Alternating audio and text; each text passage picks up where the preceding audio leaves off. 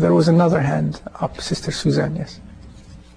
I want to ask, are we allowed to discipline our children in front of others, like at home, in front of their siblings, or at school, in front of their peers? Are we allowed? Yes, we are allowed to do that. But perhaps the question means, is it wise to do that all the time? Again, we come back to what we learned. Even if we were allowed to do something, what should we look at? The probable consequences. Is this going to help the purpose that I anticipate or I desire? Many times, for many children, especially children probably who in some environments like these ones, it would be imprudent and unwise to do that in front of other children at school, and to do that in front of even siblings sometimes. But there are some children, alhamdulillah, who may undergo that, and it will be good for them also to teach them humility, to teach them humbleness.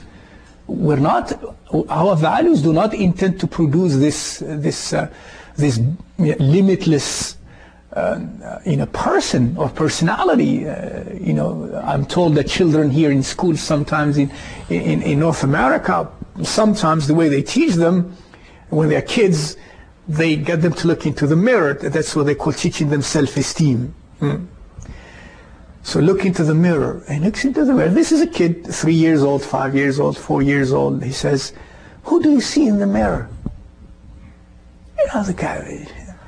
And then they intend to teach him, when you see, who's in the mirror? And they said, "Me."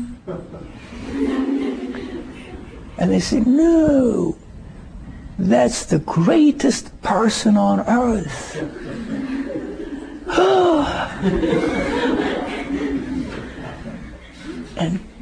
and on and on and on until the child begins to believe that, and it becomes part of his or her personality. Why? That's to build self-esteem. It is called.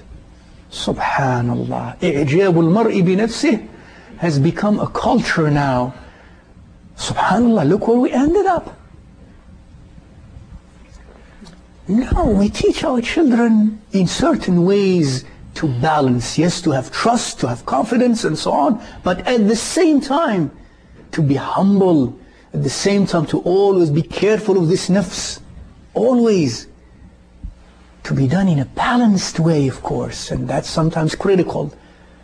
That's why even early ulama used to give their children to special murabbis who are very wise in terms of balancing these things, teaching them all of these things, courage included, bravery, generosity, humbleness, fear from Allah subhanahu wa ta'ala. All of that was done. Of course, we have been, unfortunately, we have accepted defeat at the moral level, at the psychological level, and we think what we have is nothing. So we borrow everything. We may do that, but again, we weigh the consequences. And the earlier we begin with such, alhamdulillah, with such a psychology, the earlier we begin, the more chances there are that, alhamdulillah, better results comes. Yet, we don't know what the Rububiyyah had decided. That's what we have to do within Ubudiyah.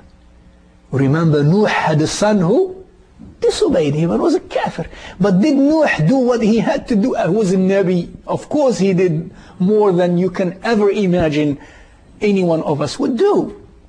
But it was maktub. It was in the qada and qadar of Allah subhanahu wa ta'ala that his son would be of the dwellers of Jahannam. Yes.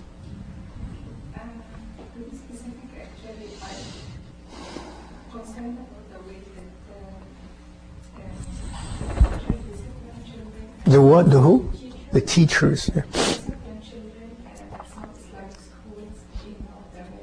And to be specific, I want to know if this way is wise, as you said. Like, for example, they ask the child if they do anything wrong to put their face against the wall or to go down to their knees and raise their hands and things like that in front of others. Is this a wise thing to do? Or I'm sure there are skills that have been lacking from the beginning, like the fear and all of that, like, Right. hasn't been Right. Right. Unfortunately, Sister Susan, I cannot answer this question in specific details. These are the principles I laid, some of the principles I laid down to us. But in these instances, I have to know more. I have to be there. I have to know about the teachers. I have to know about, I have to still think of this issue because it has so many parameters around it. The principle is yes, as I said. But then, like you said, what type of teachers, what type of backgrounds they have, the children at home, and then when they go out from the school, the type of children together. Now we have such a heterogeneous society, morally speaking, that even two Muslim families don't have the same upbringing, even sometimes in basics. All of that now have to be considered for me to, if I were to be part of a body, to pass a piece of legislation or, to say whether we should do this or not. I really cannot tell you in specifics.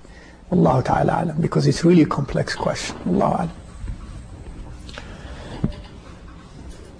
I think we should, it's already 8:30 and I'm going to read the two last reflections. La ilaha illallah.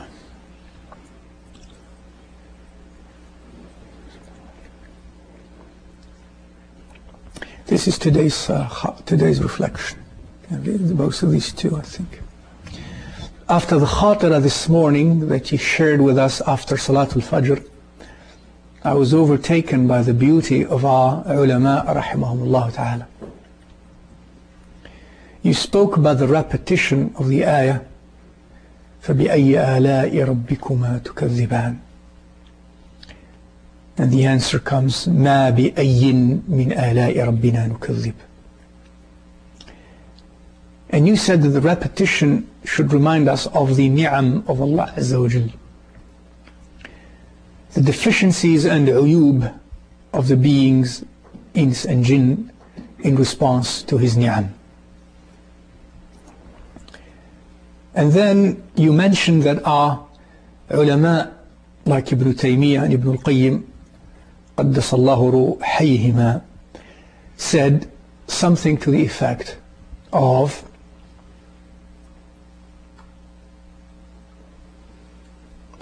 that such an ayah reminds me that I should live between two matters, between witnessing the ni'am of Allah subhanahu wa ta'ala and observing the deficiencies of my own self. That is the meaning of what those ulama said, rahimahullah ta'ala. And they describe these two as being two wings of a soaring bird. And subhanallah, what happens if a bird loses one of its wings? No, rather, what happens if a bird only injures one of its wings? It will not be able to fly. And can one imagine or feel the pain of a bird that cannot fly? Subhanallah. Once again, we can see how our beautiful ulama, rahimahumullah, seem to comprehend and live the teachings and actions of Rasulullah sallallahu alayhi wa alihi wa sahbihi wasallam.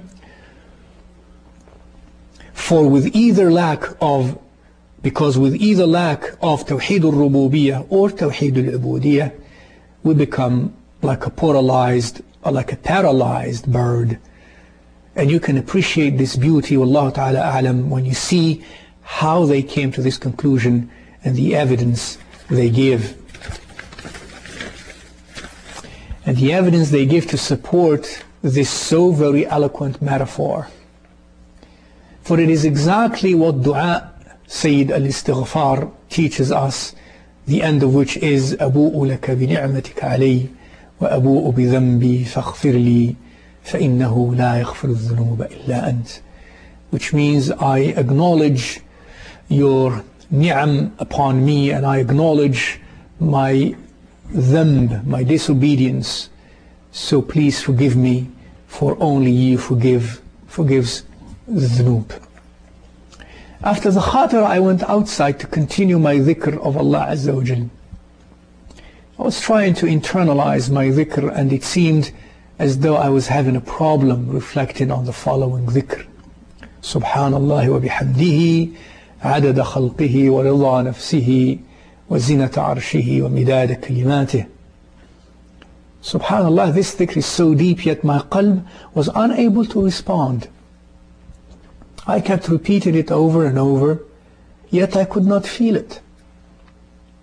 I felt so ashamed of myself as I was trying to feel Allah subhanahu wa ta'ala's presence. But rather, I was feeling emptiness. And all I could feel inside was dhanb and lack of something I should have. I think I was internalizing the feeling of istighfar. Yet still my qalb was not reacting the way it should have towards the profound dhikr. I kept silence and still for a few moments. I kept silence and still for a few moments and realized that it was snowing. The snowflakes were ever so tiny, and as I saw the snowflakes fall on my jacket, I tried once again to focus on part of that dhikr. The feeling that I was longing for was still absent. I lifted my head and looked straight ahead into the trees, and only then could I see the amount of flakes that were falling to the ground, and there were many. To me, that was the ni'am of Allah subhanahu wa ta'ala that He continues to bestow upon us.